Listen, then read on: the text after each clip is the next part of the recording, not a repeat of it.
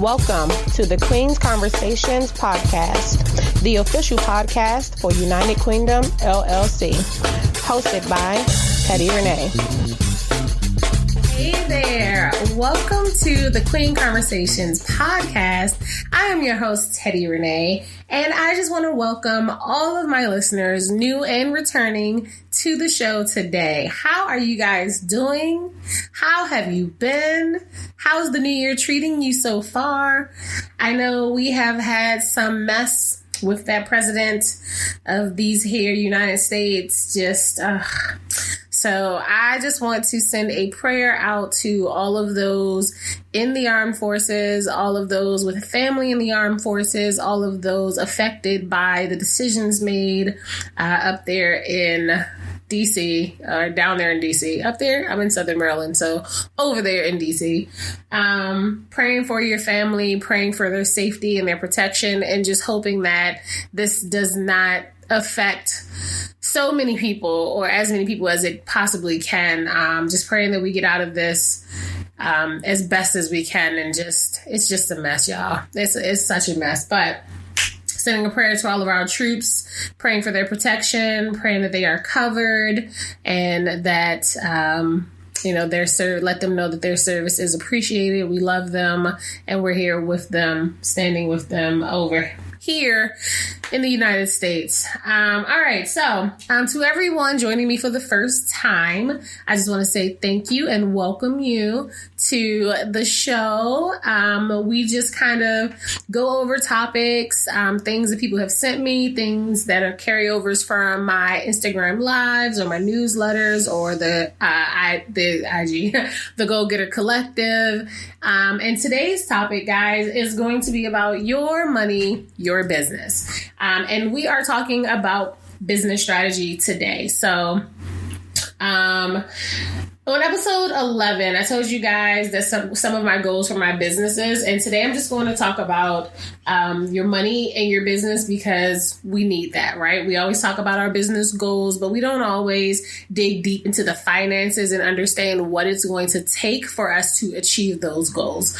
I always say that, yes, you can go very fast in business, but in order to go very fast, very, very far, very fast, you need a decent amount of financial investment. If you want to save your money, you need a decent amount of a time investment. You cannot save them both, right? So we usually spend our money to save our time, and we spend our time to save our money. Especially starting out, you need to decide which one is most important. So today I'm going to help you guys save some money. Hopefully this will help someone. And these are just things that I have gone through, that I have used, that I have learned, that I have noticed while starting and transitioning my businesses. So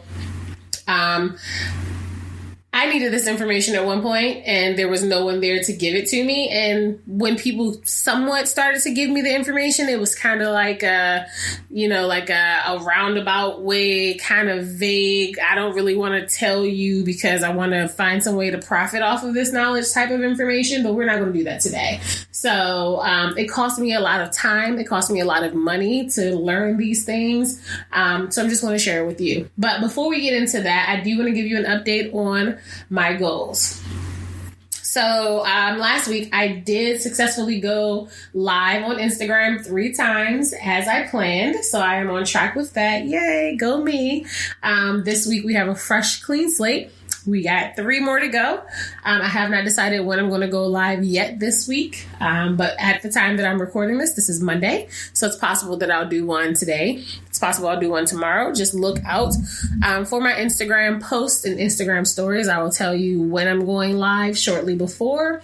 Also, we'll email it out to my email subscribers. So you guys will learn of when I'm going on Instagram live first, and then also what the topic's going to be for that. The newsletters. So I told you guys that I was looking to be more consistent with the Teddi Rene, the United Kwendom, and the Paraphernalia University newsletters. The newsletters is drafted for Teddi Rene, and it's edited. I decided to run those monthly. As I typically, again, am engaging a lot from my Teddi Rene platform, from Instagram, Twitter, and all of that. So a newsletter every week, every day would be a little too much. And I think also that a newsletter quarterly for that would not be enough. But as far as United Kwendom, because we are in the development phases of the new United Kwendom platform, and we'll be going into beta testing shortly after that, we are going to do a quarterly newsletter. So if you are subscribed to United Kwendom newsletter and correspondence, then expect that to be out quarterly. In regards to Paraphernalia University, because that is a physical product-based business, and the goal is to drive sales on a regular basis, on a daily basis, a physical product. I do print twice a week, so I want to make sure that there's something to print at both of those on the printing schedule, both of those days weekly. You guys are going to get that newsletter weekly. So you're going to get a newsletter weekly from Paraphernalia University, typically on a Sunday. The one for this week has already gone out. And it'll give you the information for what we have going on that week, what deals we have, what featured items we have, if we have any new items, and so forth.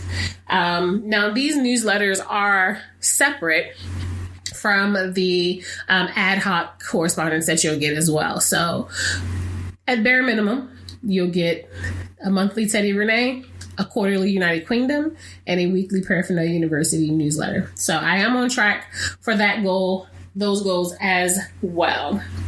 Also, I made plans to attend things. I told you guys I was going to be more visible, right? And I was going to go to things in real life and be more social and network. Like, I feel like I have a lot of people that I recognize and that recognize me from social media or from other interactions. That's like story of my life. Like, there's always somebody I can look at them and be like, oh my God, like that person looks familiar. Where do I know them from? But I don't like know them. And that's going to change. I'm actually, taking the time to harbor and to feed and grow relationships with people. So with that being said, I have planned to attend things.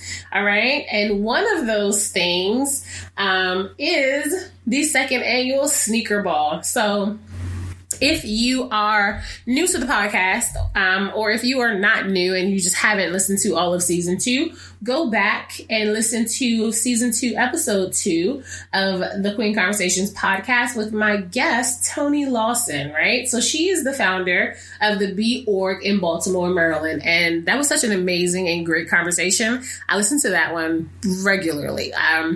I don't often listen to my podcast episodes, but there are some of them that I like to go back because, and I mark them as I'm interviewing because they have nuggets of information and inspiration and things that I need, right? So Toni Lawson, she is the founder of the B Org in Baltimore.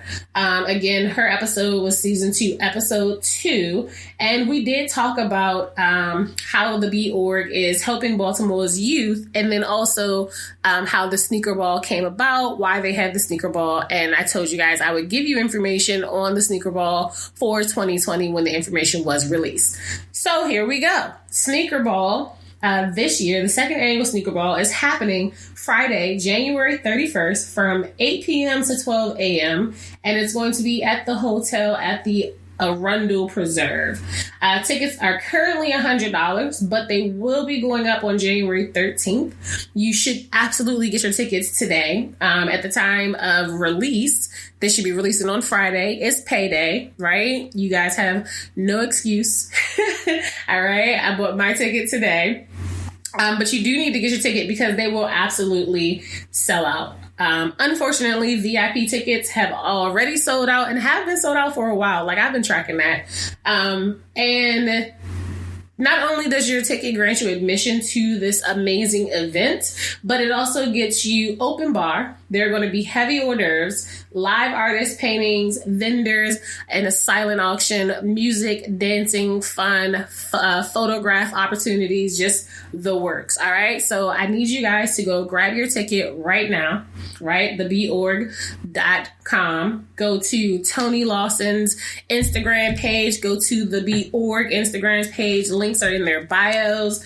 Get your tickets today. Grab your best suit, grab your most elegant gown, and your dopest pair of sneakers, and meet us there. It's going to be so much fun. Like, I'm excited to be really, really cute, but not have my feet hurt and not have to take my shoes off and carry my heels and still be able to have a good time. Like, I'm excited. So yeah, on to the next goal of mine. So I also super excited, guys. I also recovered more lost episodes. So if you have not already listened to episodes 12 and 13, go back and listen to them with Christina Crowder and Jacqueline Smith. Both of those episodes were released earlier this week. Christina's was released on Monday. Jacqueline's was released on Wednesday. Those are a part of the Lost Files. And when I say Lost Files, I really mean Lost Files. So I was super excited last weekend when I decided to sit here and just walk back through my tech steps, and I was able to recover those episodes. I'm still missing 2, but it's okay, because either I'm going to find them or I'm going to re-record, and they're going to be better than ever. So go back and listen to episodes 12 and 13, and those episodes, again, are from...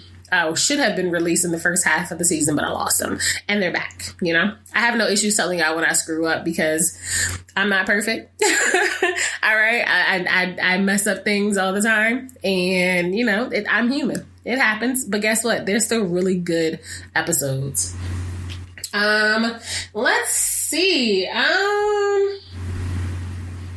Yeah, that's pretty much it. Like, this season is almost over. At the beginning of this season, I committed to giving you guys 10 solo episodes and 10 guest episodes. And the finish line to that is approaching, y'all. Like, this episode right here is episode 14. 14. We have 6 more episodes of the season. And again, if you remember, I said that we are wrapping this season up in January. So that means that by January 31st, you guys are getting all 6 of those episodes. I'm so happy. I'm so excited. I'm so proud of myself. Because when I started this podcast last year, I had no structure, no framework. What this is now is not what it started out being. The applications and the stuff that I'm using isn't what I started with. People are actually listening. Like, it's amazing to watch something that you start grow. And you guys know, and I've said this on many episodes before, I have not been the most consistent. I have not been... my systems were not in place for this first season and part of second season. And I'm just really excited, because I know that when you have a solid structure, a great workflow, good systems in place, like, that momentum and that consistency that you build actually brings in so much results and return on your investment. And I just cannot wait for season 3, because I feel like I'm at a place now where I have a solid foundation of what I need to do, how I need to do it, the workflow and the process of that for this show. And I'm just super excited. I'm super excited. I love it. I love it. Like, that's just what I love doing. So, all right, guys, we are going to get into the episode topic for today.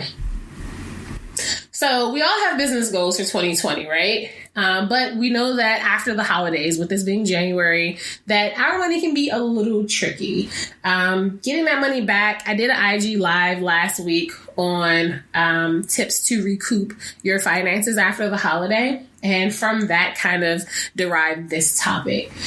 So a few things to note about this episode is that all of the content in this episode assumes that you already have a business, right? But it is applicable to anyone starting a business. So I'm going to speak in the tense of, or from a perspective of someone who already has a business, who's already invested some money in some things, and essentially are looking for ways to save and to create a workflow or a system for their finances that will best benefit their business and their profits. Also, another assumption is that you are currently using a variety of different applications or platforms to run your business. So that could be a financial management system, or a credit card processing system, a website, email marketing provider, and just different things that we know that these days entrepreneurs and business owners, specifically online entrepreneurs, really need or feel like they need to run their business and to create those efficient systems. So again, this information can be applied to those who have not started a business yet, or those who are considering or planning a business. So those are in development stages, but I'll be speaking as if you are already in business. Okay. So here we go. We have what? About 4 of them. It's not going to be very long. So some things that I've learned to do for my business that have made a major difference throughout the year. And when I say these are things that I typically do in December or January. So, and then over time, I've learned to do them more frequently. So checking my expenses. So when I first started my business, I would buy what I needed as I needed it. And I didn't do much research. Like, I was very reactive in my business, right? The difference between then and now is that I try to be very proactive. So I try to I try to get only the things that I need and only the things that I can afford. So I have two very basic business basics list, right? So I have the business basics to the things that I need and the subscriptions that I need to pay for to make my businesses, my systems and my workflows go smoothly, to save me time, right? So remember, today we're saving time or money. So there are those that when I can afford them, that they save me time. And then there's a bare basic business list, right? And that's the one that's going to save me money. So because I don't have these systems to automate some of the processes or some of the procedures within my workflow, I actually save money, but I have to spend more time doing that legwork. And because I'm a one-woman organization right now, the systems make my life easier. So when I make more money and I am consistent in my businesses and my promotions and my marketing and my workflow, then I can afford to pay for all of the things that make my life easier. Essentially, my business is on autopilot to the extent that it works for me. They save me a lot of time, which allows me to do a lot of things. And you guys know I do the most.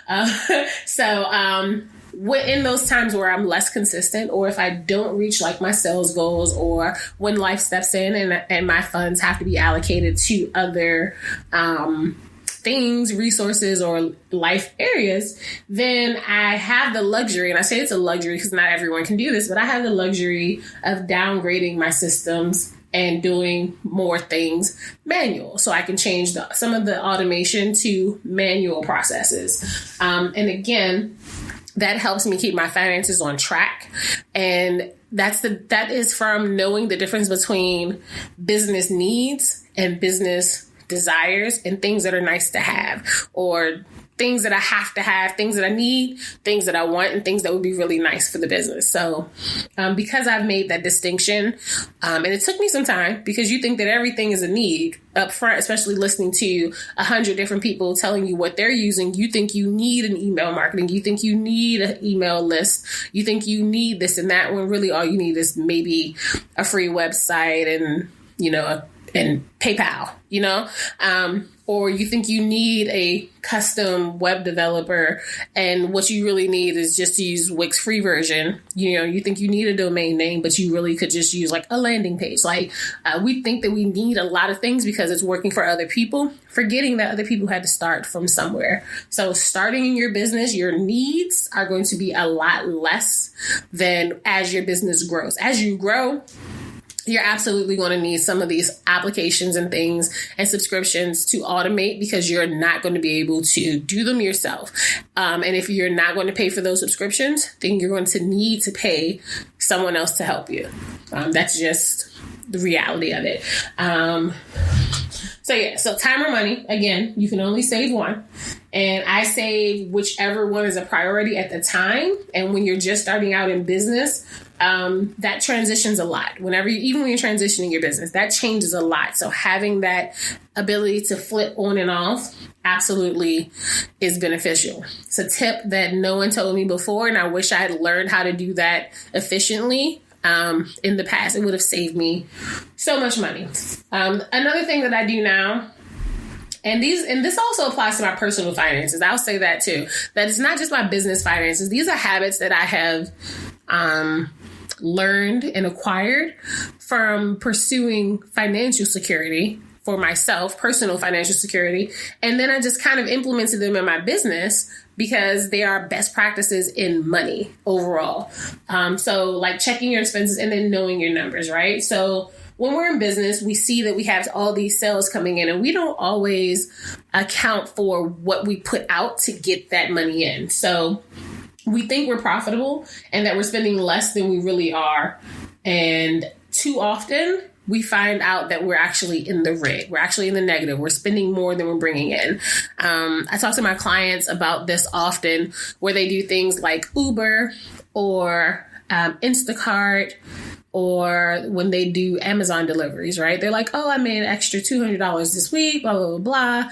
And I have to have them break down how much they're actually spending in order to make that money. And more often than not, they are spending just about the same amount that they're making or less, because for those things, they're on demand, right? So you're sitting there with Uber for 8 hours waiting for whoever to request a ride.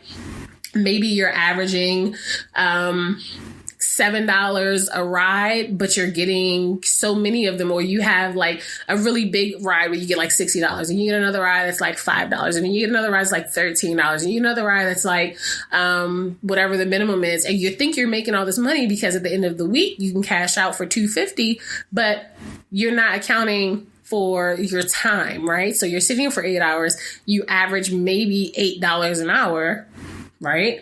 And you don't account for the time lost. You don't account for the gas, right? And just the stress that comes from sitting in traffic, if you're a person who sees that as stressful, and just all those other considerations. And it's like, is it really to your benefit to do that job for a few extra bucks where you could sit at home and study for 8 hours towards your Security Plus certification, which we know is going to have a high return on your investment if you get that certificate? That opens up the doors for all of these different jobs or your other goals. So it's like, is it worth spending all of that time to get a little bit of extra money in your pocket? Or would that time and energy be better used towards another goal, like something different? So a lot of times in our businesses, we do the same thing, right? We spend a lot of time doing things that we don't really need to do. We spend a lot of money putting things out, and we're just happy to have made a sale and to bring in any money at all. But we have to go out and know our numbers. So at least weekly, I revisit my sales goals and I see where I am. I make adjustments accordingly, and then I repeat. At least monthly, I review my expenses compared to my revenue, because a lot of things I do still have on monthly payment plans versus annual payment plans. And this allows me to adjust when I need to adjust. So I used to wait until the end of the year, but that was too long of a gap, right? That I couldn't really recoup or be flexible the way that I wanted to. But also I was still paying monthly payments, right? So I was doing this more frequently allows me to make adjustments so that I can save money throughout the year. And then I can always see like what I'm using and what I'm not using during certain cycles throughout the year. And then I can make cuts. So if I'm not offering so for example, I use Typeform for my podcast interview guests, right? But this is a seasonal podcast. So within a certain amount of time or within a certain time frame, am I collecting guest information and going through that workflow or that system? So when I'm not collecting that data, I don't need that Typeform account. So if I'm paying for it and I'm taking guests for let's say January to February, that I can pay for Typeform for January to February, and then March, April, May, June, July, August, September, October, November, and December. I don't need that. So why would I pay for Typeform for the whole year? Or why would I pay that monthly fee every month? Stuff like that I could not do before or did not do before because I would wait until the end of the year to even look into that. And that kind of comes up to my next point or the next tip, which is pay up front. So most services do have annual and monthly, sometimes quarterly payment schedules. Look and see, and again, this is back to knowing your cycle, right? Everything is in a cycle.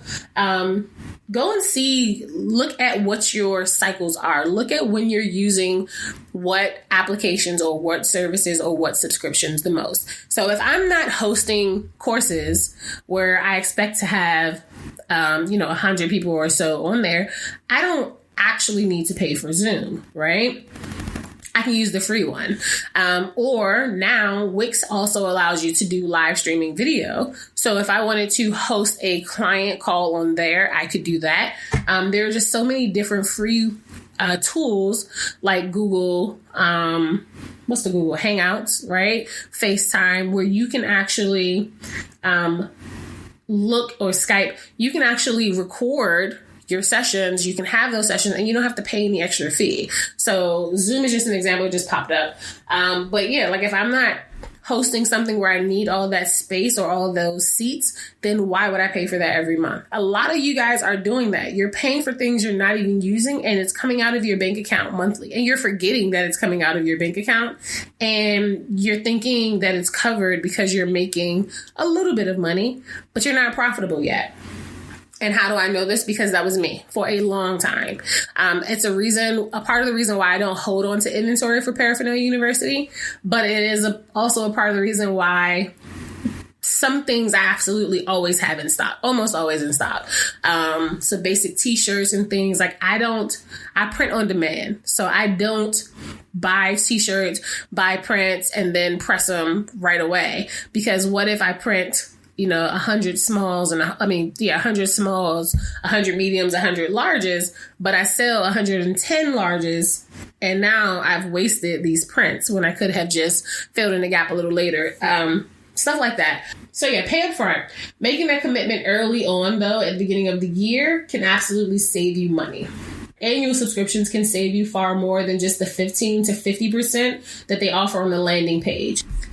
And here's a way that this is applicable for a lot of us. So there are some things that we know that we absolutely use all the time, like your website or your domain page, right? You know that you want to be in business for a long time. Oftentimes you will see a 1 year, 2 year, 3 year price for your domain name, right? 1 year may be like $20 a year. 2 years may be $15 a year. So instead of paying $40 for those 2 years, now you're down to paying $30. If you know you want to be in business for at least 3 years and then they may give you $10 a year. So now you're spending or $12 a year. Now you're spending $32, but you're getting 3 years worth of subscription, and you're saving a lot of money by making that commitment up front. Additionally, there are things like, let's say you are hosting, say your business is strictly hosting courses, and Zoom is something that you're going to use all the time, right? You're going to use it 12 months or at least 10 months out of the year. I'm not sure if Zoom has an annual fee. Let's use like Typeform. Typeform does. So Typeform has a pro, right? So I was using their Typeform Pro, but again, I wasn't using it all the time. So I let it kind of, what is the word? I didn't pay it. And they didn't close the account or cancel it, but they took away my pro privileges, right? I was paying $35 a month. When I did that, a few things happened, right? Now I use Typeform for all of my businesses. The same account. I have the forms go to different, links go to different forms. Typeform is absolutely something that I could use all year round. And I should, actually. So instead of paying $35 a month, what I could and should do is pay for the yearly subscription. Why is that? Because say I'm not very profitable. Say I'm not making enough. Say when Typeform goes to charge me my $35 every month, that money is not in there. Now, guess what? Not only do I still owe them their $35 a month, but now I have a return check fee in my bank account. So now that $35 a month has turned to almost $64 a month, and I have to pay them both. And then guess what though? Typeform's still going to try to get that money. So had I just paid for the yearly subscription, I would have saved on all of those fees, right? I would have saved the 10% or the 2 month free or whatever they're offering difference from their monthly subscription to their annual subscription. And here's the other thing. Paying on an annual basis not only saves you money for that year, but it also allows you to be grandfathered into whatever previous price points for a lot of companies. So a lot of people, if you are subscribing for things now, you may see something called a founder's price. So I know that Disney Plus, when they were first releasing, they absolutely had a founder's pricing or whatever, founding members price, where it was like, you'll pay this much per month for as long as you continue your subscription regardless of how much our price points change, which is a very good thing if you know that you're going to use that long term. Also, if you're not going to use it long term and you can pay that up front, you're still saving money. Just know that when you leave and come back, you're going to pay the new prices. So if you're not yet in a place where you're making consistent revenue, you can absolutely incur those late fees, return check fees, and lose your locked in prices. Now, a lot of applications have free versions. My advice to anyone starting out is use the free version as best as you can. Be very strategic about it, right? Look at what it offers you. Look at what you would like it to offer you, and then find a way to make what they give you work until you're at a place where you can afford those upgraded features. Some things to consider, though, again, because you're starting out, when you're looking as to decide whether you want to pay monthly or annually, is look at whether or not that application or subscription is something you're going to use often, right? Look at it. If it's something that you're going to use seasonally, if it's something that you want to be a solid piece or a part of your structure in your system, you also want to look at the free version, because there are so many different providers for the similar features or similar types of software that you might not like Teachable as much as you like Kajabi, or you may not like, Skype as much as you like Zoom, but you have to test them out. So try all the free stuff, figure out what is on your bare basic business list, right? Figure out what is on your basic business list, your nice to haves, or I would like to use this, and then decide which applications, which providers, which subscriptions meet your needs best. And where you can, pay for everything up front. And where you cannot, it's okay to pay monthly. That don't mean you broke. It just means you're smart. It means you're strategic. Until you get to a point where everything can be on auto pay, which I never, ever, ever suggest. Then, pay as you go where you need to, but pay up front where you can. I guess that's the simplest way to say it. I hope that made sense, guys. Like, really, because that whole subscription thing, like, that has saved me so much money.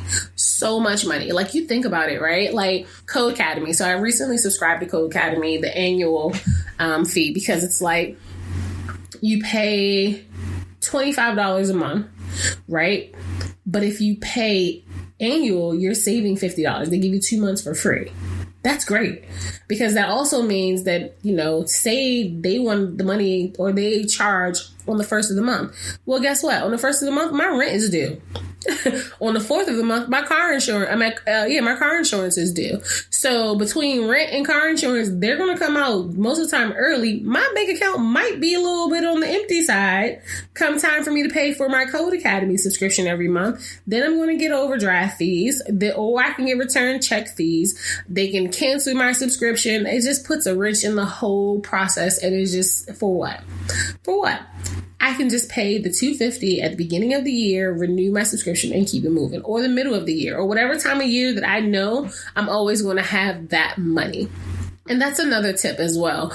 Look at your cycles for when you have the most money. A lot of people do income tax, which I think is very smart if you're expecting a return every year, to pay all your business expenses during income tax time, right? So pay for your domain, update your domain, or renew your domain, renew your website hosting platform, renew all of your applications and subscriptions, renew, try out some things that you really, really like or think you'll like right before that time, and then figure out whether it's something you want to pay annually for versus monthly. That's super, super smart. It saves a lot of money. It's like a lot of people book all of their travel at the beginning of the year for the year.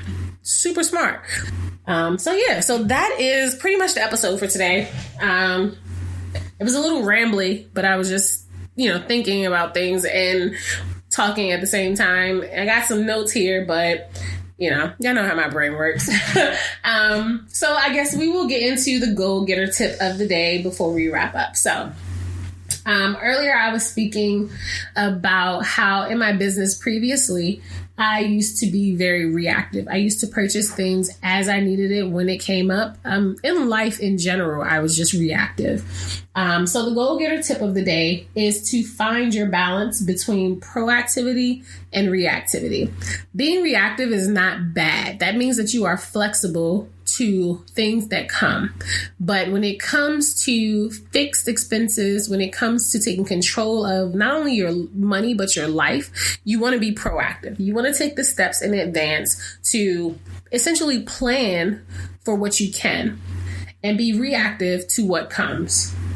So understanding the cycles of your business and your industry, the cycles of your consumers, and planning for what you can and adjusting to what you need to adjust to when you need to can be the difference between a stressful, non-profitable business and a successful and profitable business. Your cycle most likely won't look like other people's, and that's perfectly fine as long as you do something that works for you. So as long as your cycle works for you, it doesn't have to look like mine or the next person.